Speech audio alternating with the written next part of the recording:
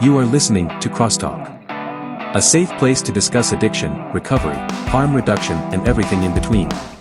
Support for this podcast comes from the Kentucky Opioid Response Effort and Advocates of Recovery.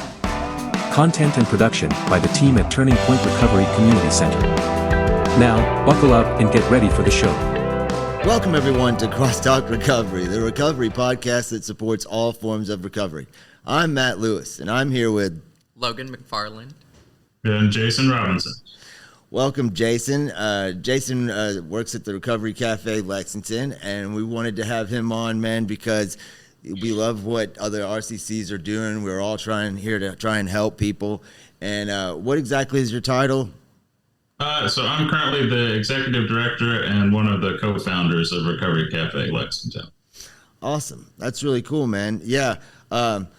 I know that more of these RCCs are popping up everywhere and everybody's doing something a little different. So we just wanted to kind of have you on here to kind of spread the word about what you guys are doing. Tell us a little about how you got started in recovery and starting up that RCC. Sure. So my personal recovery, my sobriety date's June 21st, 2007. I came into recovery through the 12 steps and stay fairly active in that today. In that journey, I did a lot of things. For example, volunteering at the jail for significant years in there and working with individuals who are incarcerated, and saw a huge need for something outside of the 12-step programs. And that was something that really drove me to a place where when we were presented with the Recovery Cafe model, I realized that was kind of the missing piece that I think a lot of people could really benefit from in Lexington. Yeah, I know that a lot of people here are really grateful to have this program and have that safe space to come, to just hang out, to fellowship with other people in recovery, to learn things. So I think that's a really great thing that we do. I've been checking out, your website and your Facebook page, man, and you guys do a lot of really interesting things up there. One of the things I really liked was the recovery circles that I saw that you guys do. That's something we don't offer, that where, the same people meet, every week, it looked like. And I think that's cool. Like you really get to get close with a certain group of people, hold each other accountable, encourage each other. What are some of the other things that you guys do there? Well, like you mentioned, the Recovery Circle it's what we consider the cornerstone of our program, because it is like you mentioned, it is a small group that meets every week, that's led by a peer support person or a recovery coach. It's not a specific group. So we may have people in one recovery circle who are struggling from trauma with substance use, with housing insecurity, all those things. So it's not specific to one specific thing like maybe the 12-step meetings are. So it allows for really community building on a much deeper level. It allows people to learn to trust people who are different than themselves. It allows people to grow in different ways. And that's that really is the cornerstone. That's where it starts. And we keep those circles to about 7 to 10 people, as the Recovery Cafe Network suggests we do. Like you mentioned, same group meets every week, same time. So a lot of consistency, and there's an opportunity for accountability. And one of the best parts about the Recovery Circle is that you kind of follow a script. What have you been struggling with this week? What's an area of growth, and what's a goal for the next week? And then if you're comfortable with allowing for it, you'll open yourself up for feedback and offer and ask the group to provide feedback if you're comfortable doing that. And it's something that, as a board member and one of the co-founders, we've actually been having a weekly recovery circle for about 6 years now. Wow. And it's brought so much cool stuff into my life, really getting to know people on that much deeper level that allows me to open up and feel safe and to continue to grow in my recovery. But in addition to that, we do a lot of we call them sober social events a lot of times. So we do a Thursday night game night that's been really huge. We open it up to the community. Everyone comes, listens to music, shoot some pool, play some air hockey, sits around, plays cards, just has a fun time on Thursday nights, and that's been really big. We get a lot of individuals to come in that are not aware of us at all. They'll come from some of the local recovery houses, and then they decide they want to join up and become a member, which is really awesome. Yeah, that's really cool. I know that, like, we have really big meetings sometimes, and then when we have the really small ones, I feel like I get a lot more out of the smaller groups. People feel more comfortable sharing in a smaller group. So I think those are really helpful, man. I was looking on there. I was wondering, I saw you have a meeting called Recovery Dharma. What is that? That's an outside meeting. What do they do? So that's an outside meeting. I am probably not the most well versed in that meeting, but one of our first employees continues to lead that meeting, and it's a recovery program based on Buddhist principles. So they do a lot of meditating, a lot of reflecting. Definitely something that is kind of outside the box and was very different for me when I first learned about it. Yeah, that's cool. That's awesome. Logan, you had a question about something, didn't you? Yes, I did. Actually, which one was I going to do? We saw on your website that there was that you guys include the LGBTQ plus community a lot in the RCC. I think we saw something about like drag shows and stuff like that on there. So I was just curious, do you guys house like an LGBTQ plus meeting there, or? So, one of our commitments to the community and to the Recovery Cafe Network is to be as inclusive as possible. And we realized in Lexington that there were not a lot of real LGBTQ specific or friendly events that were going on, especially in the recovery centers. And we really took a hold of that and realized that it was an opportunity for us to change that in Lexington. We are currently working on getting a couple of meetings together specifically, but they haven't come together yet. Our assistant executive director is actually working on that, and he's planning on moving to Lexington from Columbus soon, so he'll have his feet on the ground more often. We do, like you mentioned, the drag shows. We've done 2 so far. The first one, we were blown away. We had several hundred people show up on a Friday night and had some really awesome performers and had some really, it was just an amazing time. It was right around, it was Mardi Gras themed. So it was, it was really awesome. And it was, that was the first one. And we realized at that point that having the space for those sorts of events is really huge. And we did another one last summer, and we'll actually are in the process of getting our next Mardi Gras themed event together for this year. So you'll be hearing more about that soon. Awesome. That's really cool. We'll be right back. Hey y'all, did you know it's illegal to own just one guinea pig in Switzerland because they get lonely? Here at Turning Point, we don't want you to ever be lonely either. That's why we are open 7 days a week from 8 a.m. to 8 p.m. Always feel free to come hang with our friendly staff, and don't forget your guinea pig. We're located at 415 Broadway Street, downtown Paducah. Hello, everybody. You want to know something? My biggest issue with meetings is, despite their name, they are never about me. Here at Turning Point, all of our meetings are for you and about you. We have meetings at least 3 times a day, 7 days a week. We are located at 415 Broadway, Paducah, Kentucky. Call 270-444-3621 for more information.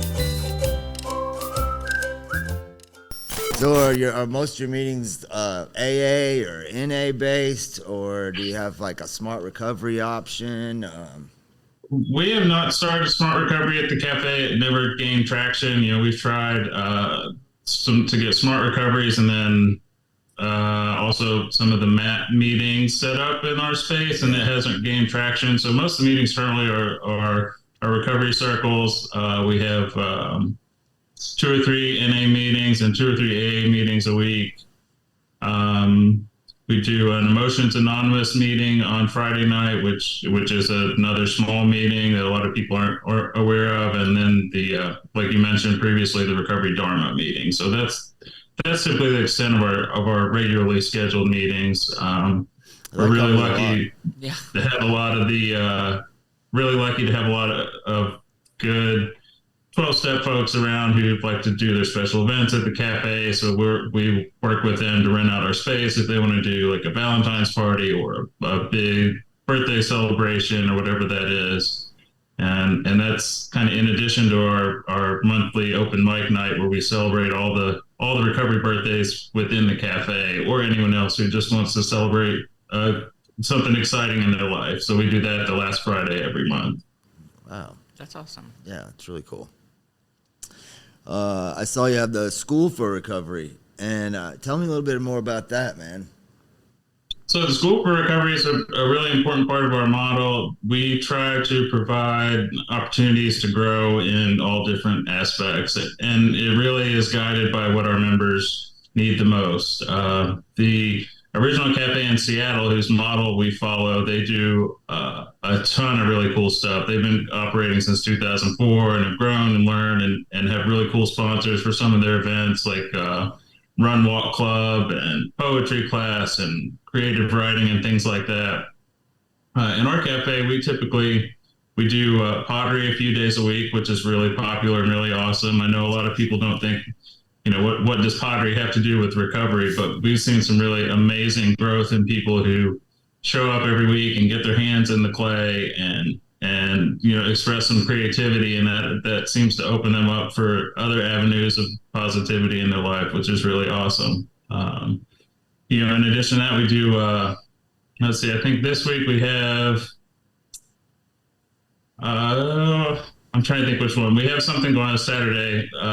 We're doing haircuts for our members on Saturday, and we call it Barbers and Barbecue. That's one of the things we consider School for Recovery, because everyone, feels much better when get a nice clean haircut and can go out into the world. Our friend Megan from Uppercuts Barbershop in Paris comes up and donates her time and is super helpful with doing that. We do a lot of job skills stuff and trainings along those lines. And we're working on right now like a computer literacy class that we can put together, because cool. We do, as much as we provide a computer lab and access to resources, there's a lot of our members don't understand the ins and outs of a computer, and we really want to help with that too. Yeah, I think that's awesome. I did see that you guys do a lot of art and the pottery thing, and I think that's cool.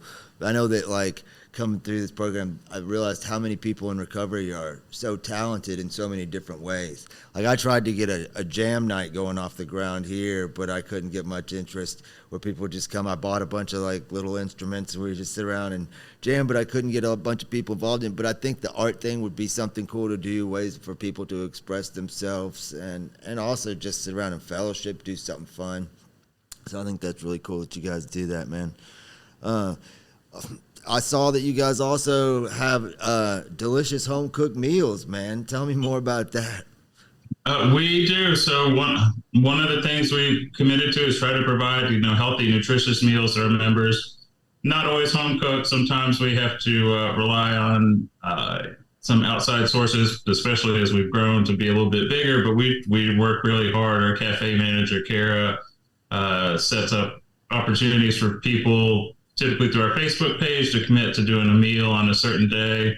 We don't have an industrial kitchen right now, so we rely on the community to do those things. So we've got some great partners with catering companies and some individuals who commit to step up and really showing their love and their support for the community through providing a delicious meal. And when we're open Wednesday through Saturday, so we do dinner on Wednesday and Thursday evenings, and then we do a lunch meal on Friday and Saturday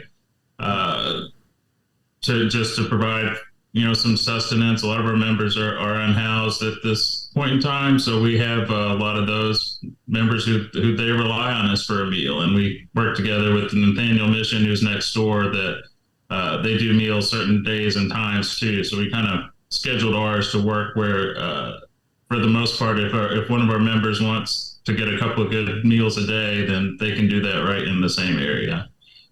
That's really cool. We'll be right back. Did you know that recovery from substance use disorder and mental health go hand in hand?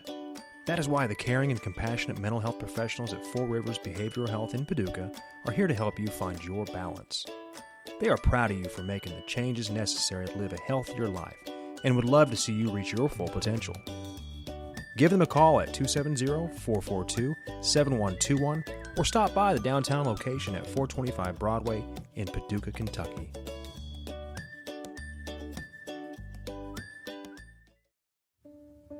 Every day, an average of 130 people die from an opioid overdose. Opioid overdose is the leading cause of death among adults 50 and younger in the United States. Naloxbox helps save the lives of overdose victims, and there are now over 600 units installed nationwide, but we can do better. Each unit increases access to naloxone, it reduces the stigma that's often associated with opioid overdose, and it works to save lives one box at a time. We hate that there are so many places in this country that need naloxbox units, but the truth of the matter is there are still so many more that need them. Although rescue should not be the only strategy used to address this epidemic, it remains a very important one. You have the chance to improve victim outcomes and the chance to reduce overdose deaths. Whether you're in the private or public sector, you can make a statement that you care. You can install a naloxbox, and you can help us save lives.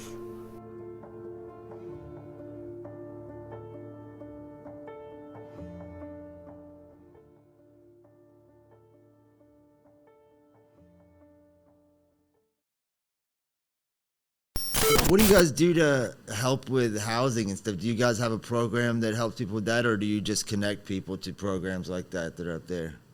So we recently expanded and opened our second location. It's called Kate's Place. It's part of it's another recovery cafe in the network. We're working really hard with Chastity, who works with Community Action, who really was motivated to start Kate's Place specifically to help with the housing stuff. We recently started the second location is in the A-Hall building in Lexington. We're only open on Friday afternoons and do a recovery circle, but it's very specific typically to people who are needing assistance with housing. So we can help them navigate that. They can set up an appointment with Chastity. We recently received a grant from one of the local churches that's going to actually help provide some cash money, which is often what people need, to put a deposit down or to buy some furniture or whatever it is. So we're really grateful that we've had an opportunity come up where we are going to be able to provide some of that direct service in addition to connecting people with the resources that are already there, which is something that we seem to struggle with in Lexington. There's a lot of resources there, but it's how do you connect the people with those resources, especially in a time of crisis or a time of need. And that's something that we work really hard to try to figure out, because we know we can't do everything for everybody, but it's really good to have a good list of people who can help if you need it. Exactly. Yeah, that's awesome, man. I need to look into that. What'd you say that the name of that place was? Kate's Place? Kate's Place. Okay. That's really cool, man. Yeah, I was going to ask you what your hours were. Do you guys do anything with harm reduction in that community up there to promote it? Do you work with any of is there a syringe exchange up there? So we do not in Lexington. We do partner with Voices of Hope comes to do harm reduction stuff. I think they're coming at least once a week now. So we do have they'll come and set up their van and their table and provide those services, but it's not a part of what we do at the cafe. Yeah. Where'd you guys come up with the name for Recovery Cafe? So we're actually a part of a network of close to 60 cafes across the country. The original one started in Seattle in 2004, and they started to share that model in 2016, which is about the time that we kind of accidentally got introduced to it while visiting Seattle and visiting family friends. So all the pieces kind of fell together. They call them cohorts, so they'll take in 5 to 10 groups every 6 months and do the training and provide some kind of basic groundwork to get people off the ground. And we jumped on that opportunity, and it took some years to get some traction behind us. But once we did, I think we were in the right place at the right time to get the cafe open. So can't take any credit for the name. Okay. It's really cool though, man.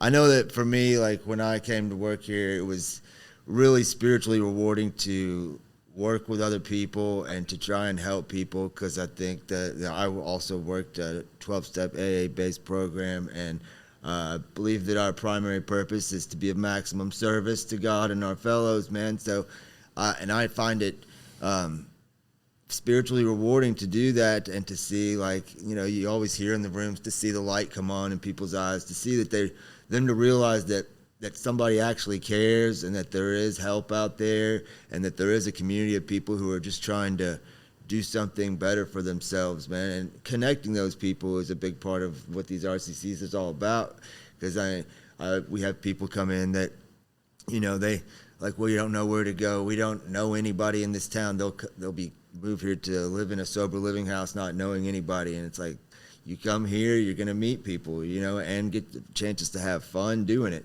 And I just think it's such a great model that what we're doing, what you guys are doing up there. Logan, do you have any other questions for him? No, I think we touched on all the questions that I had wrote down.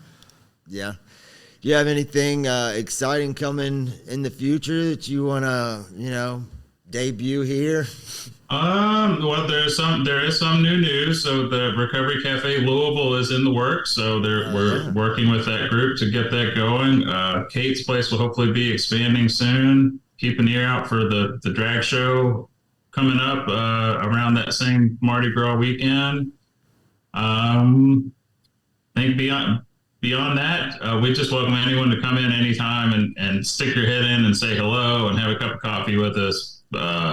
Regardless of why you're there, if you want to be there to be a volunteer or a member, or you just need a cup of coffee and someone to talk to for 5 minutes, you know, we're there for you. Like I said, we're open Wednesday through Saturday. Our hours kind of vary, but we would love to welcome you for a cup of coffee and a hot meal if you're hungry. And I appreciate the time to talk about the cafe today.